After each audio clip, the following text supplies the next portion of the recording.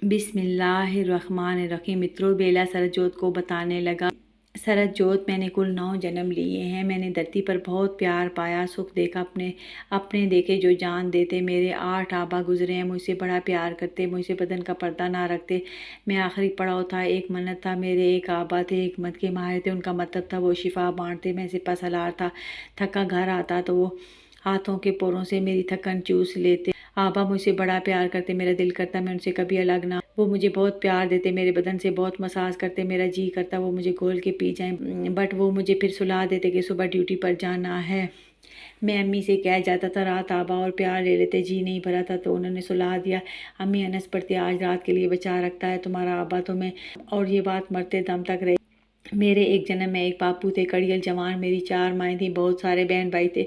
बापू योद्धा थे, युद्ध करते दुश्मनों के खिलाफ। मुझसे इबादत की हद तक मोहब्बत करते। बेल से मेरी शादी हुई, 2 बच्चे हो गए। बापू मुझे बांट ना सके बच्चों में, तो मैंने बच्चे बड़े भाई के हवाले कर दिए। बापू ने मुझे दुआ दी, बाबल 7 ज़मीन और 7 आसमान तेरे तवाफ़ को आएँ कि तू बाप के पलक की नागवारी को भी जांच कर लेता है। मैंने बापू से पूछा, मैं आखिरी पड़ाव हूँ, क्यों फिर जन्म लेता हूँ? मन्नत हूँ, पूरी हो जाता हूँ, फिर क्यों रह जाता हूँ? बापू ने कहा, कुरारस पर एक विदेशी ने जन्म लिया था, तो उसका आखिरी पड़ाव है और तू मन्नत अथरे निज़ा बलवान की। तू मुझसे अक्सर कहता है ना, बापू लब क्यों उठा लेते हैं, मेरा भी जी होता है।